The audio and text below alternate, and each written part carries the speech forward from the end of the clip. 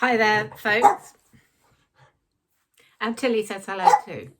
Come on then. Yeah, there we go. Now, I promised you a short story for Christmas, and here one is. However, it's not the one that I had hoped to read. And let me just explain that. I had hoped to bring you an Agatha Christie Christmas short story. I was thinking of The Adventure of the Christmas Pudding with a Hercule Poirot story.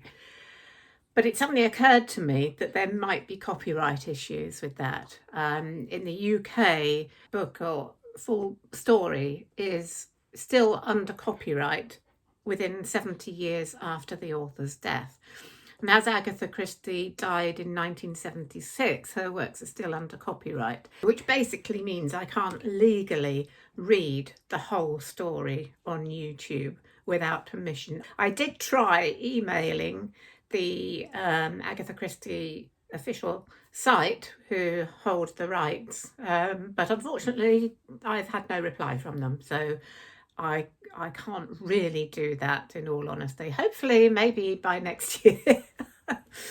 But anyway, so instead I looked around for short stories that are out of copyright, and I didn't want to do Dickens because I did Dickens at Halloween. So I have chosen a Christmassy story from the Sherlock Holmes stories of Sir Arthur Conan Doyle. This is The Adventure of the Blue Carbuncle. It's Christmassy, it takes place around Christmas, it involves a Christmas goose.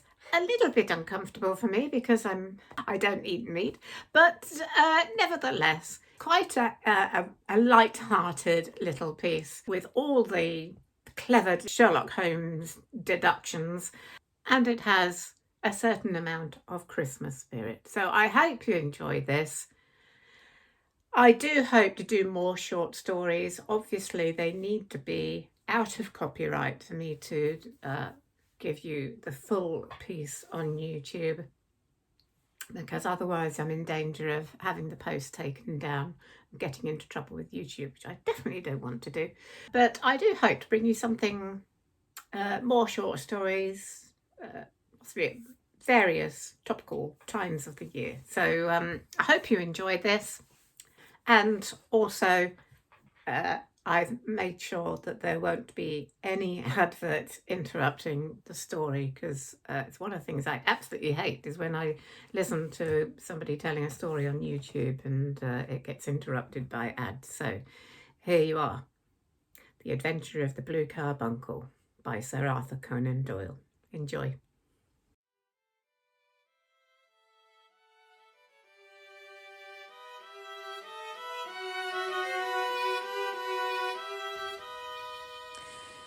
The Adventure of the Blue Carbuncle by Arthur Conan Doyle. I had called upon my friend Sherlock Holmes upon the second morning after Christmas, with the intention of wishing him the compliments of the season. He was lounging upon the sofa in a purple dressing gown, a pipe rack within his reach upon the right, and a pile of crumpled morning papers, evidently newly studied, near at hand. Beside the couch was a wooden chair, and on the angle of the back hung a very seedy and disreputable hard felt hat, much the worse for wear and cracked in several places. A lens and a forceps lying upon the seat of the chair suggested that the hat had been suspended in this manner for the purpose of examination. "You are engaged," said I. "Perhaps I interrupt you." "Oh, not at all. I am glad to have a friend with whom I can discuss my results. The matter is a perfectly trivial one." He jerked his thumb in the direction of the old hat. "But there are points in connection with it which are not entirely devoid of interest and even of instruction." I seated myself in his armchair and warmed my hands before his crackling fire, for a sharp frost had set in and the windows were thick with ice crystals. "I suppose," I remarked, "that, homely as it looks, this thing has some deadly story linked on to it? That is, the clue which will guide you in the solution of some mystery and the punishment of some crime?" No crime, said Sherlock Holmes, laughing. Only one of those whimsical little incidents which will happen when you have 4 million human beings all jostling each other within the space of a few square miles. Amid the action and reaction of so dense a swarm of humanity, every possible combination of events may be expected to take place, and many a little problem will be presented which may be striking and bizarre without being criminal. We have already had experience of such. So much so, I remarked, that the last 6 cases which I have added to my notes, 3 have been entirely free of any legal crime. Precisely. You allude to my attempt to recover the Irene Adler papers, to the singular case of Miss Mary Sutherland, and to the adventure of the man with the twisted lip. Well, I have no doubt that this small matter will fall into the same innocent category. You know Peterson, the commissionaire? Yes. It is to him that this trophy belongs. It is his hat? No. He found it. Its owner is unknown. I beg that you will look upon it not as a battered billycock, but as an intellectual problem. And first, as to how it came here.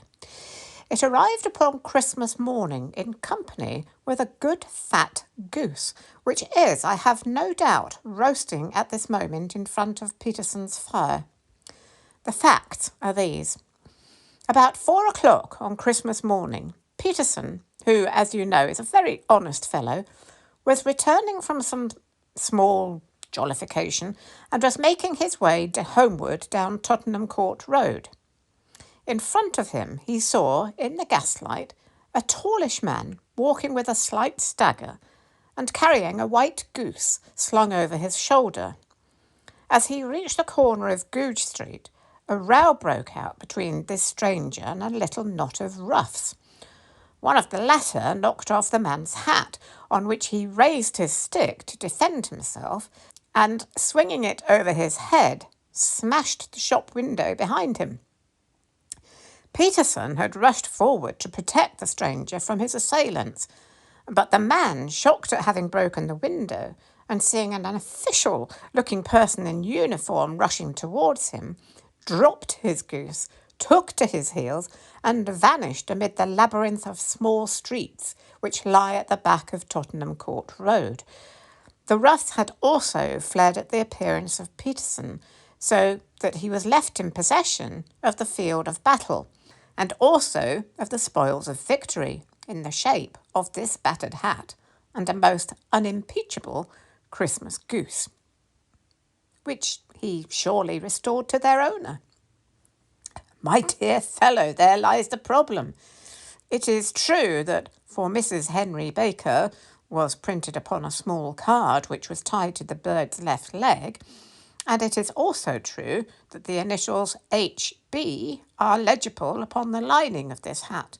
But as there are some thousands of Bakers and some hundreds of Henry Bakers in this city of ours, it is not easy to restore lost property to any one of them. What then did Peterson do? He brought round both hat and goose to me on Christmas morning, knowing that even the smallest problems are of interest to me. The goose we retained until this morning, when there were signs that, in spite of the slight frost, it would well be that it should be eaten without unnecessary delay.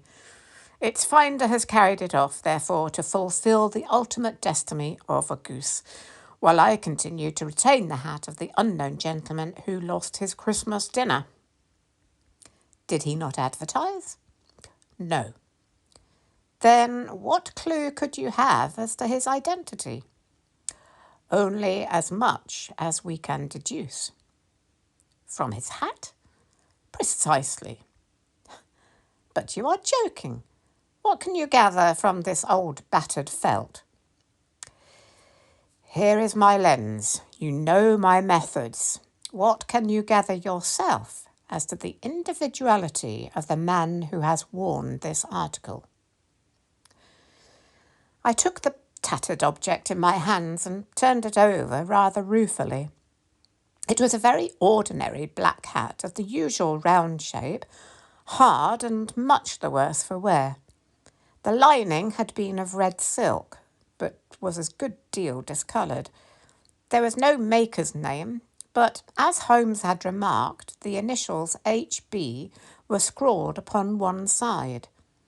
It was pierced in the brim for a hat securer, but the elastic was missing. For the rest, it was cracked, exceedingly dusty, and spotted in several places, although there seemed to have been some attempt to hide the discoloured patches by smearing them with ink. "I can see nothing," said I, handing it back to my friend. "On the contrary, Watson, you see everything. You fail, however, to reason from what you see. You are too timid in drawing your inferences." "Then pray tell me what it is that you can infer from this hat." He picked it up and gazed at it in the peculiar introspective fashion which was characteristic of him. "It is perhaps less suggestive than it might have been," he remarked, "and yet there are a few inferences which are very distinct, and a few others which represent at least a strong balance of probability. That the man was highly intellectual is, of course, obvious upon the face of it, and also that he was fairly well-to-do within the last 3 years, although he has now fallen upon evil days. He had foresight, but has less now than formerly, pointing to a moral retrogression, which, when taken with the decline of his fortunes, seems to indicate some evil influence, probably drink, at work upon him. This may account also for the obvious fact that his wife has ceased to love him." "My dear Holmes!" "He has, however, retained some degree of self-respect," he continued, disregarding my remonstrance. "He is a man who leads a sedentary life, goes out little, is out of training entirely, is middle-aged, has grizzled hair, which he has had cut within the last few days, and which he anoints with lime cream. These are the more patent facts which are to be deduced from his hat. Also, by the way, that it is extremely improbable that he has gas laid on in his house." "You are certainly joking, Holmes." "Not in the least. Is it possible that even now, when I give you these results, you are unable to see how they are attained?" "I have no doubt that I am very stupid, but I must confess that I am unable to follow you. For example, how did you deduce that this man was intellectual?" For answer, Holmes clapped the hat upon his head. It came right over the forehead and settled upon the bridge of his nose. "It is a question of cubic capacity," said he. "A man with so large a brain must have something in it." "The decline of his fortunes, then?" "This hat is 3 years old. These flat brims curled at the edge came in then. It is a hat of the very best quality. Look at the band of ribbed silk and the excellent lining. If this man could afford to buy so expensive a hat 3 years ago, and has had no hat since, then he has assuredly gone down in the world." "Well, that is clear enough, certainly. But how about the foresight and the moral retrogression?" Sherlock Holmes laughed. "Here is the foresight," said he, putting his finger upon the little disc and loop of the hat securer.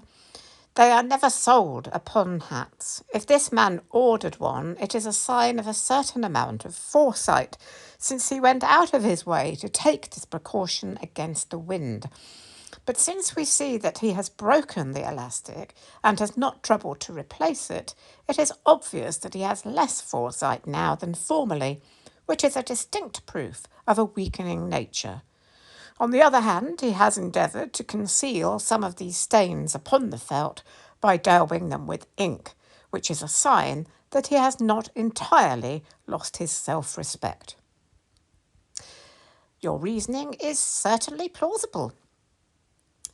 The further points that he is middle-aged, that his hair is grizzled, that it has been recently cut, and that he uses lime cream are all to be gathered from a close examination of the lower part of the lining.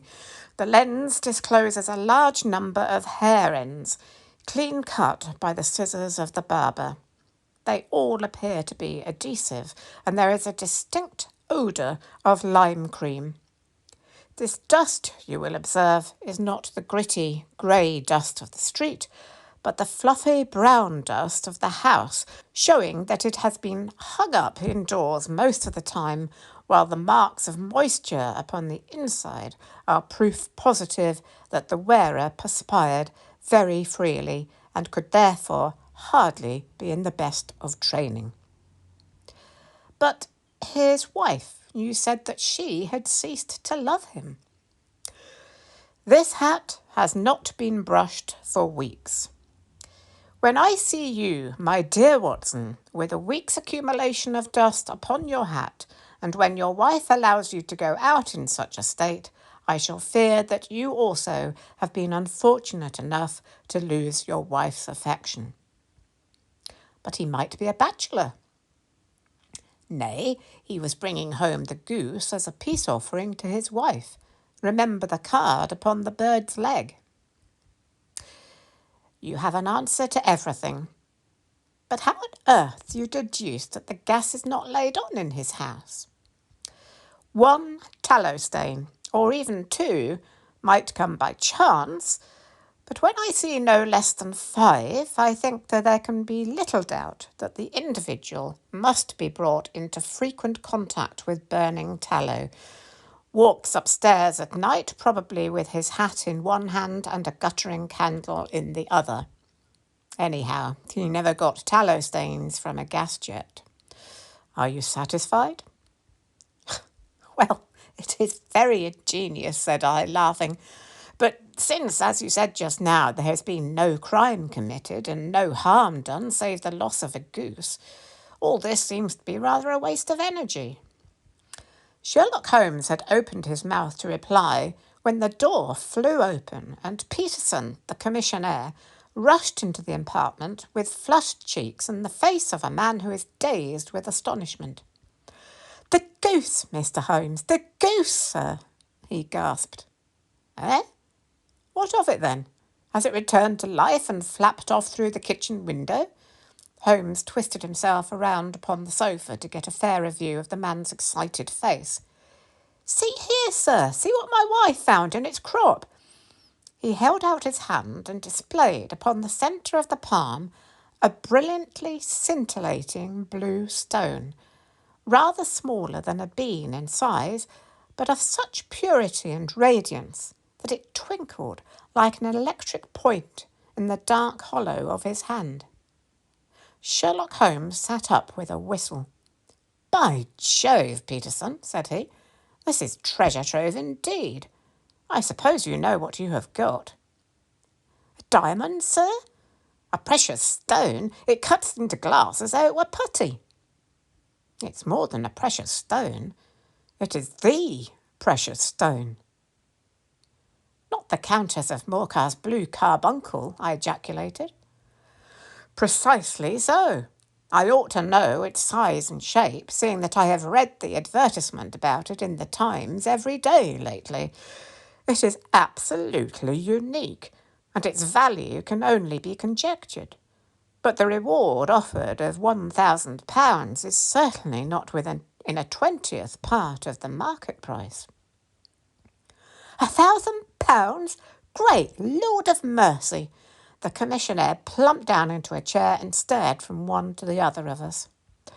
"That is the reward, and I have reason to know that there are sentimental considerations in the background which would induce the Countess to part with half her fortune if she could but recover the gem." "It was lost, if I remember aright, at the Hotel Cosmopolitan," I remarked. "Precisely so. On December the 22nd, just 5 days ago, John Horner, a plumber, was accused of having abstracted it from the lady's jewel case. The evidence against him was so strong that the case has been referred to the assizes. I have some account of the matter here, I believe. He rummaged amid his newspapers, glancing over the dates until at last he smoothed one out, doubled it over, and read the following paragraph. Hotel Cosmopolitan jewel robbery. John Horner, 26, plumber, was brought up upon the charge of having upon the 22nd instance abstracted from the jewel case of the Countess of Morcar the valuable gem known as the Blue Carbuncle. James Ryder, upper attendant at the hotel, gave his evidence to the effect that he had shown Horner up to the dressing room of the Countess of Morcar upon the day of the robbery in order that he might solder the second bar of the grate, which was loose. He had remained with Horner some little time, but had finally been called away. On returning, he found that Horner had disappeared, that the bureau had been forced open, and that the small morocco casket in which, as it afterwards transpired, the Countess was accustomed to keep her jewel, was lying empty upon the dressing-table. Ryder instantly gave the alarm, and Horner was arrested the same evening, but the stone could not be found either upon his person or in his rooms. Catherine Cusack, maid to the Countess, deposed to having heard Ryder's cry of dismay on discovering the robbery and to having rushed into the room where she found matters as described by the last witness. Inspector Bradstreet, B Division, gave evidence as to the arrest of Horner, who struggled frantically and protested his innocence in the strongest terms. Evidence of a previous conviction for robbery having been given against the prisoner, the magistrate refused to deal summarily with the offence, but referred it to the assizes. Horner, who had shown signs of intense emotion during the proceedings, fainted away at the conclusion and was carried out of court. So much for the police court, said Holmes thoughtfully, tossing aside the paper. The question for us now to solve is the sequence of events leading from a rifled jewel case at one end to the crop of a goose in Tottenham Court Road at the other. You see, Watson, our little deductions have suddenly assumed a much more important and less innocent aspect. Here is the stone. The stone came from the goose, and the goose came from Mr. Henry Baker, the gentleman with the bad hat and all the other characteristics with which I have bored you. So now we must set ourselves very seriously to finding this gentleman and ascertaining what part he has played in this little mystery. To do this, we must try the simplest means first, and these lie undoubtedly in an advertisement in all the evening papers. If this fails, I shall have recourse to other methods. What will you say? Give me a pencil and that slip of paper. Now then. Found at the corner of Goose Street, a goose and black felt hat. Mr. Henry Baker can have the same by applying at 6:30 this evening at 221B Baker Street. That is clear and concise. Very. But will he see it? Well, he is sure to keep an eye on the papers, since to a poor man the loss was a heavy one. He was clearly so scared by his mischance in breaking the window and by the approach of Peterson that he thought of nothing but flight. But since then he must have bitterly regretted the impulse which caused him to drop his bird. Then again, the introduction of his name will cause him to see it, for everyone who knows him will direct his attention to it. Here you are, Peterson. Run down to the advertising agency and have this put in the evening papers. In which, sir? Oh, in the Globe, Star, Pall Mall, St. James's, Evening News Standard, Echo, and any others that occur to you. Very well, sir. And this stone? Ah, yes, I shall keep the stone, thank you. And I say, Peterson, just buy a goose on your way back and leave it here with me, for we must have one to give to this gentleman in place of the one which your family is now devouring. When the commissionaire had gone, Holmes took up the stone and held it against the light. It's a bonny thing, said he. Just see how it glints and sparkles. Of course, it is a nucleus and focus of crime. Every good stone is. They are the devil's pet baits. In the larger and older jewels, every facet may stand for a bloody deed. This stone is not yet 20 years old. It was found in the banks of the Amoy River in southern China and is remarkable in having every characteristic of the carbuncle, save that it is blue in shade instead of ruby red. In spite of its youth, it has already a sinister history. There have been 2 murders, a vitriol throwing, a suicide, and several robberies brought about for the sake of this 40-grain weight of crystallized charcoal. Who would think that so pretty a toy would be a purveyor to the gallows and the prison? I'll look it up in my strong box now and drop a line to the Countess to say that we have it.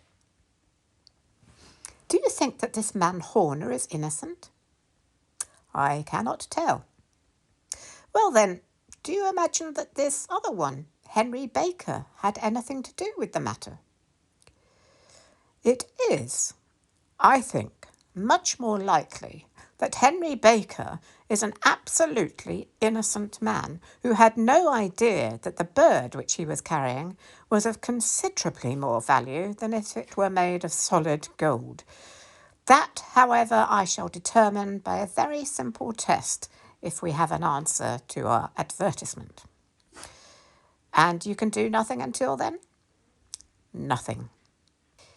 In that case, I shall continue my professional round, but I shall come back in the evening at the hour you have mentioned, for I should like to see the solution of so tangled a business. Very glad to see you. I dine at 7. There is a woodcock, I believe. By the way, in view of recent occurrences, perhaps I ought to ask Mrs. Hudson to examine its crop. I had been delayed at a case, and it was a little after 6:30 when I found myself in Baker Street once more. As I approached the house, I saw a tall man in a Scotch bonnet, with a coat which was buttoned up to his chin, waiting outside in the bright semicircle which was thrown from the fanlight. Just as I arrived, the door was opened, and we were shown up together to Holmes's room. Mr. Henry Baker, I believe, said he, rising from his armchair and greeting his visitor with the easy air of geniality which he could so readily assume. Pray take this chair by the fire, Mr. Baker.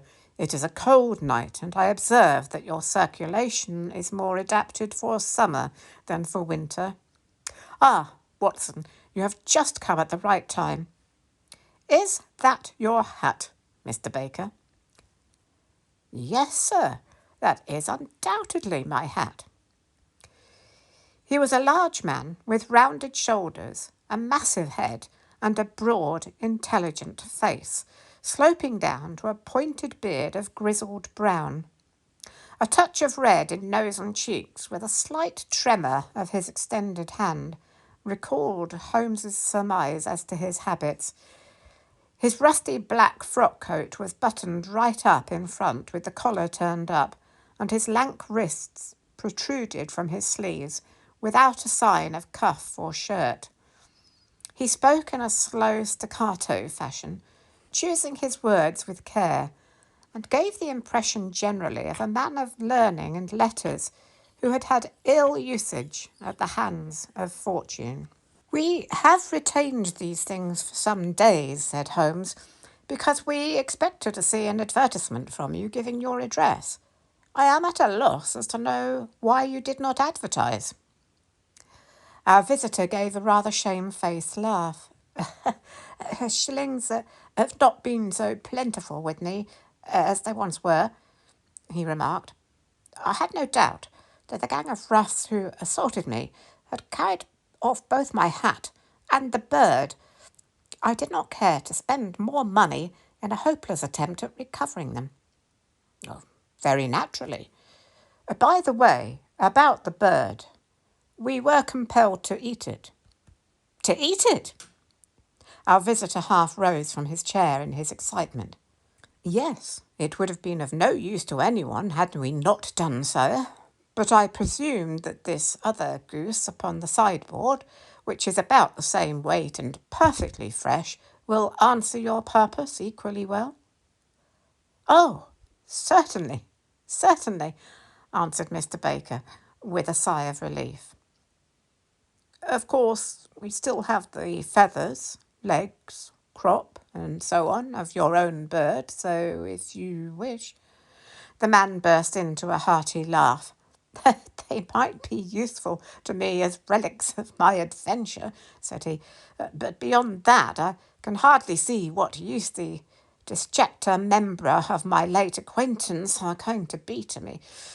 No, sir, I think that with your permission I will confine my attentions to the excellent bird which I perceive upon the sideboard.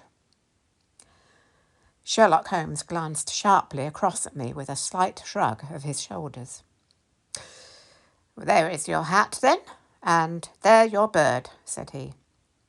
By the way, would it bore you to tell me where you got the other one from? I am somewhat of a fowl fancier, and I have seldom seen a better grown goose. Certainly, sir, said Baker, who had risen and tucked his newly gained property under his arm. There are a few of us who frequent the Alpha Inn near the museum. We are to be found in the museum itself during the day, you understand. This year, our good host, Windigate by name, instituted a goose club, by which, on consideration of some few pence every week, we were each to receive a bird at Christmas. My pence were duly paid, and the rest is familiar to you. I am much indebted to you, sir, for a Scotch bonnet is fitted neither to my years nor my gravity. With a comical pomposity of manner, he bowed solemnly to both of us, and strode off upon his way. So much for Mr. Henry Baker, said Holmes, when he had closed the door behind him. It is quite certain that he knows nothing whatever about the matter. Are you hungry, Watson? Not particularly.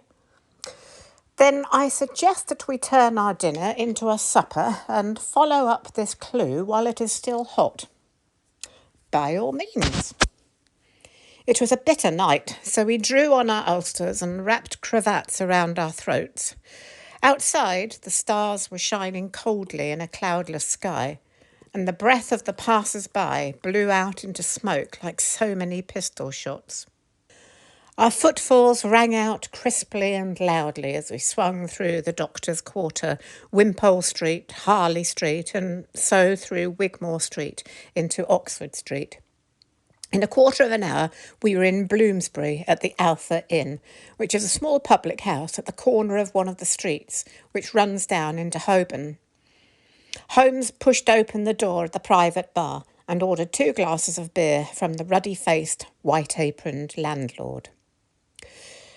Your beer should be excellent if it is as good as your geese, said he. My geese?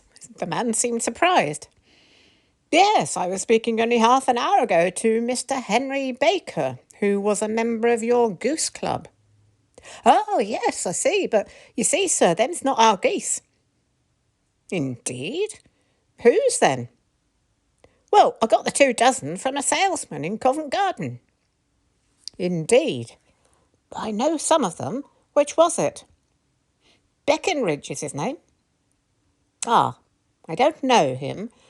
Well, here's your good health, landlord, and prosperity to your house. Good night. Now for Mr. Breckenridge, he continued, buttoning up his coat as we came out into the frosty air. Remember, Watson, that though we have so homely a thing as a goose at one end of this chain, we have at the other a man who will certainly get 7 years' penal servitude unless we can establish his innocence. It is possible that our inquiry may but confirm his guilt, But in any case, we have a line of investigation which has been missed by the police and which a singular chance has placed in our hands. Let us follow it out to the bitter end.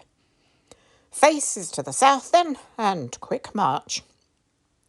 We passed across Holborn, down Endell Street, and so through a zigzag of slums to Covent Garden Market. One of the larger stalls bore the name of Breckinridge upon it, and the proprietor, a horsey-looking man with a sharp face and trim side whiskers, was helping a boy to put up the shutters. "Good evening. It's a cold night," said Holmes. The salesman nodded and shot a questioning glance at my companion. "Sold out of geese, I see," continued Holmes, pointing at the bare slabs of marble. "I'll let you have 500 tomorrow morning." "Oh, that's no good." "Well, there are some on the stall with the gas flare." "Ah, but I was recommended to you." "Who by?" "The landlord of the Alpha." "Oh, yeah, I sent him a couple of dozen." Fine birds they were too. Now, where did you get them from? To my surprise, the question provoked a burst of anger from the salesman. "Now then, mister," said he, with his head cocked and his arms akimbo, "what are you driving at? Let's have it straight now." "It is straight enough. I should like to know who sold you the geese which you supplied to the Alpha." "Well then, I shan't tell you. So now." "Oh, it is a matter of no importance, but I don't know why you should be so warm over such a trifle." "Warm? You'd be as warm, maybe, if you were as pestered as I am. When I pay good money for a good article, there should be an end of the business. But it's, where are the geese? And who did you sell the geese to? And what will you take for the geese? One would think they were the only geese in the world to hit the fuss it's made over them." "Well, I have no connection with any other people who have been making inquiries," said Holmes carelessly. "If you won't tell us, the better's off, that's all. But I'm always ready to back my opinion on a matter of fowls, and I have a fiver on it that the bird I ate is country bred." "Well, then, you've lost your fiver, for it's town bred," snapped the salesman. "But it's nothing of the kind." "I say it is." "I don't believe it." "Do you think you know more about fowls than I, who have handled them ever since I was a nipper? I tell you, all those birds that went to the Alpha were town bred." "You'll never persuade me to believe that." "Will you bet, then?" "Well, it's merely taking your money, for I know that I am right. But I'll have a sovereign on with you, just to teach you not to be obstinate." The salesman chuckled grimly. "Bring me the books, Bill," said he. The small boy brought round a small, thin volume and a great, greasy-backed one, laying them out together beneath the hanging lamp. "Now then, Mr. Cocksure," said the salesman, "I thought I was out of geese, but before I finish you'll find that there is still one left in my shop. You see this little book?" "Well?" "That's the list of the folk from whom I buy. Do you see? Well then, here on this page are the country folk, and the numbers after their names are where their accounts are in the big ledger. Now then, you see this other page in red ink? Well, that's a list of my town suppliers. Now, look at that third name. Just read it out to me." "Mrs. Oakshott, 117 Brixton Road, 249, read Holmes. "Quite so. Now, turn that up in the ledger." Holmes turned to the page indicated. "Here you are, Mrs. Oakshott, 117 Brixton Road, egg and poultry supplier. Now then, what's the last entry?" "December 22nd, 24 geese at 7 shillings and sixpence." "Quite so. There you are. And underneath?" "Sold to Mr. Windergate of the Alpha at 12 shillings. "What have you to say now?" Sherlock Holmes looked deeply chagrined. He drew a sovereign from his pocket and threw it down upon the slab, turning away with the air of a man whose disgust is too deep for words. A few yards off, he stopped under a lamp-post and laughed in the hearty, noiseless fashion which was peculiar to him. When you see a man with whiskers of that cut and the pink un protruding out of his pocket, you can always draw him by a bet, said he. I dare say that if I had put £100 down in front of him, that man would not have given me such complete information as was drawn from him by the idea that he was doing me on a wager. Well, Watson, we are, I fancy, nearing the end of our quest, and the only point which remains to be determined is whether we should go on to this Mrs. Oakshott tonight, or whether we should reserve it for tomorrow. It is clear from what that surly fellow said that there are others besides ourselves who are anxious about the matter, and I should... His remarks were suddenly cut short by a loud hubbub which broke out from the stall which we had just left. Turning round, we saw a little rat-faced fellow standing in the centre of the circle of yellow light which was thrown by the swinging lamp, while Breckenridge, the salesman, framed in the door of his stall, was shaking his fists fiercely at the cringing figure. "I've had enough of you and your geese," he shouted. "I wish you were all at the devil together.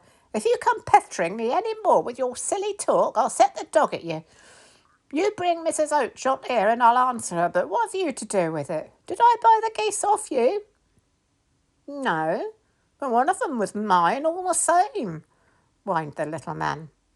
"Well then, ask Mrs. Oakshott for it." "She told me to ask you." "Well, you can ask the King of Prussia for all I care. I've had enough of it. Get out of this."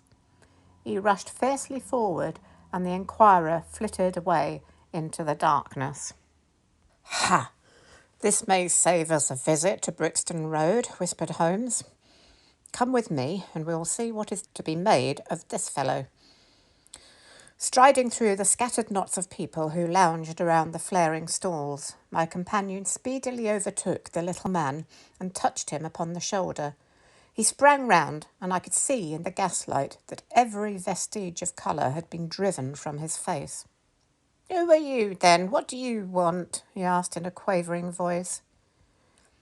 "You will excuse me," said Holmes blandly, "but I could not help overhearing the questions which you put to the salesman just now. I think that I could be of assistance to you." "You? Who are you? How could you know anything of the matter?" "My name is Sherlock Holmes. It is my business to know what other people don't know." "You can know nothing of this?" "Excuse me, I know everything of it. You are endeavouring to trace some geese which were sold by Mrs. Oakshott of Brixton Road to a salesman named Breckenridge, by him in turn to Mr. Windergate of the Alpha, and by him to his club, of which Mr. Henry Baker is a member." "Oh, sir, you are the very man who I have longed to meet," cried the little fellow with outstretched hands and quivering fingers. "I can hardly explain to you how interested I am in this matter." Sherlock Holmes hailed a four-wheeler which was passing. "In that case, we had better discuss it in a cosy room rather than in this windswept market-place," said he. "But pray tell me, before we go further, who it is that I have the pleasure of assisting." The man hesitated for an instant. "My name is John Robinson," he answered, with a sidelong glance. No, the real name," said Holmes sweetly. "It is always awkward doing business with an alias." A flush sprang to the white cheeks of the stranger. "Well, then," said he, "my real name is James Ryder." "Precisely so. Head attendant at the Hotel Cosmopolitan. Pray step into the cab, and I shall soon be able to tell you everything which you would wish to know." The little man stood glancing from one to the other of us with half-frightened, half-hopeful eyes, as one who is not sure whether he is on the verge of a windfall or of a catastrophe. Then he stepped into the cab, and in half an hour we were back in the sitting-room at Baker Street. Nothing had been said during our drive, but the high, thin breathing of our new companion and the claspings and unclaspings of his hands spoke of the nervous tension within him. "Here we are," said Holmes cheerily as we filed into the room. The fire looks very seasonable in this weather. You look cold, Mr. Ryder. Pray, take the basket chair. I will just put on my slippers before we settle this little matter of yours. Now then, you want to know what became of those geese? Yes, sir. Or rather, I fancy, of that goose. It was one bird, I imagine, in which you were interested, white with a black bar across the tail. Ryder quivered with emotion. Oh, sir, he cried, can you tell me where it went to? It came here. Here? Yes, and a most remarkable bird it proved. I don't wonder that you should take an interest in it. It laid an egg after it was dead, the bonniest, brightest little blue egg that ever was seen. I have it here in my museum. Our visitor staggered to his feet and clutched the mantelpiece with his right hand. Holmes unlocked his strong-box and held up the Blue Carbuncle, which shone out like a star with a cold, brilliant, many-pointed radiance. Ryder stood glaring with a drawn face, uncertain whether to claim or to disown it. The game's up, Ryder, said Holmes quietly. Hold up, man, or you'll be into the fire. Give him an arm back into his chair, Watson.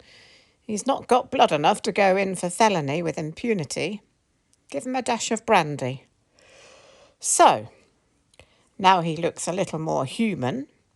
What a shrimp it is, to be sure. For a moment he had staggered and nearly fallen, but the brandy brought a tinge of colour into his cheeks, and he sat staring with frightened eyes at his accuser. I have almost every link in my hands, and all the proofs which I could possibly need, so there is little which you need tell me. Still, that little may as well be cleared up to make the case complete. You had heard, Ryder, of this blue stone of the Countess of Morcar's? It was Catherine Cusack who told me of it, said he in a crackling voice. I see. Her ladyship's waiting maid. Well, the temptation of sudden wealth so easily acquired was too much for you, as it had been for better men before you. But you were not very scrupulous in the means you used. It seems to me, Ryder, that there is the making of a very pretty villain in you. You knew that this man Horner, the plumber, had been concerned in some such matter before, and that suspicion would rest the more readily upon him. What did you do, then? You made some small job in my lady's room, you and your confederate Cusack, and you managed that he should be the man sent for. Then when he had left, you rifled the jewel case, raised the alarm, and had this unfortunate man arrested. You then... Ryder threw himself down suddenly upon the rug and clutched at my companion's knees. For God's sake, have mercy, he shrieked. Think of my father, of my mother. It would break their hearts. I never went wrong before. I never will again, I swear it. I swear it on a Bible. Oh, don't bring it into court, for Christ's sake, don't. Get back into your chair, said Holmes sternly. It is very well to cringe and crawl now, but you thought little enough of this poor Horner in the dock for a crime of which he knew nothing. I will fly, Mr. Holmes. I will leave the country, sir.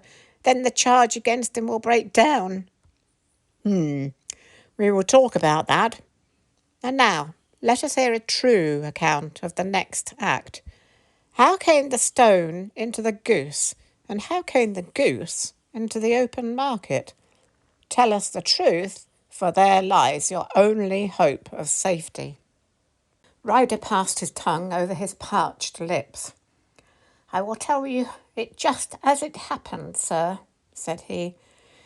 When Horner had been arrested, it seemed to me that it would be best for me to get away with the stone at once, for I did not know what moment the police might not take it into their heads to search me in my room. There was no place about the hotel where it would be safe. I went out, as if on some commission, and I made for my sister's house. She had married a man named Oakshott and lived in Brixton Road, where she fattened fowls for the market. All the way there, every man I met seemed to me to be a policeman or a detective, and for all that it was a cold night, the sweat was pouring down my face before I came to the Brixton Road. My sister asked me what was the matter and why I was so pale, but I told her that I had been upset by the jewel robbery at the hotel. Then I went into the backyard and smoked a pipe and wondered what it would be best to do. I had a friend once called Maudsley who went to the bad and had just been serving his time in Pentonville. One day he had met me and fell into talk about the ways of thieves and how they could get rid of what they stole. I knew that if he would be true to me, for I knew one or two things about him, so I made up my mind to go right on to Kilburn where he lived and take him into my confidence. He would show me how to turn the stone into money. But how to get to him in safety? I thought of the agonies I had gone through in coming from the hotel. I might at any moment be seized and searched, and there would be the stone in my waistcoat pocket. I was leaning against the wall at the time and looking at the geese which were waddling about round my feet, and suddenly an idea came into my head which showed me how I could beat the best detective that ever lived. My sister had told me some weeks before that I might have the pick of her geese for a Christmas present, and I knew she was always as good as her word. I would take my goose now, and in it I would carry my stone to Kilburn. There was a little shed in the yard, and behind this I drove one of the birds, a fine big one, white, with a barred tail. I caught it, and prying its bill open, I thrust the stone down its throat as far as my finger could reach. The bird gave a gulp, and I felt the stone pass along its gullet and down into its crop. But the creature flapped and struggled, and out came my sister to know what was the matter. I turned to speak to her. The brute broke loose and fluttered off among the others. "Whatever were you doing with that bird, Jem?" says she. "Well," said I, "you said you'd give me one for Christmas, and I was feeling which was the fattest." "Oh," said she, "we set yours aside for you. Jem's bird, we call it. It's the big white one over yonder. There's 26 of them, which makes one for you and one for us and 2 dozen for the market." "Thank you, Maggie," says I, "but if it's all the same to you, I'd rather have that one I was handling just now." "Oh, the other is a good 3 pound heavier," said she, "and we fattened it expressly for you." "I never mind, I'll have the other, and I'll take it now," said I.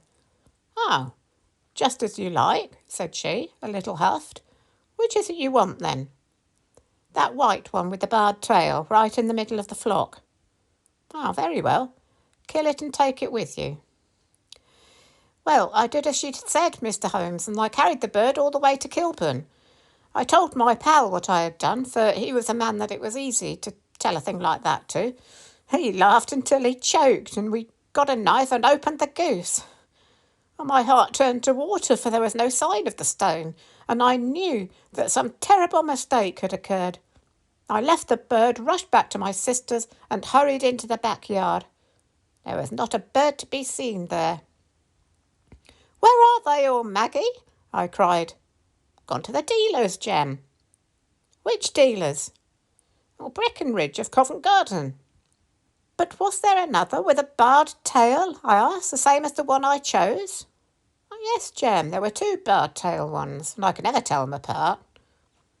Well then, of course I saw it all, and I ran off as hard as my feet would carry me to this man Breckenridge, but he had sold the lot at once, and not one word would he tell me as to where they had gone. You heard him yourselves tonight. Well, he has always answered me like that. My sister thinks that I'm going mad. Sometimes I think that I am myself. And now I am myself a branded thief, without ever having touched the wealth for which I sold my character. God help me! God help me!" He burst into convulsive sobbing, with his face buried in his hands. There was a long silence. broken only by his heavy breathing and by the measured tapping of Sherlock Holmes's fingertips upon the edge of the table. Then my friend rose and threw open the door. "Get out," said he. "What, sir? Oh, heaven bless you!" "No more words. Get out." And no more words were needed. There was a rush, a clatter upon the stairs, the bang of a door, and the crisp rattle of running footfalls from the street. "After all, Watson," said Holmes, reaching up his hand for his clay pipe, "I am not retained by the police to supply their deficiencies. If Horner were in danger, it would be another thing. But this fellow will not appear against him, and the case must collapse. I suppose that I am commuting a felony, but it is just possible that I am saving a soul. This fellow will not go wrong again. He is too terribly frightened. Send him to jail now and you make him a jailbird for life. Besides, it is the season of forgiveness. Chance has put in our way a most singular and whimsical problem, and its solution is its own reward. If you will have the goodness to touch the bell, Doctor, we will begin another investigation, in which, also, a bird will be the chief feature."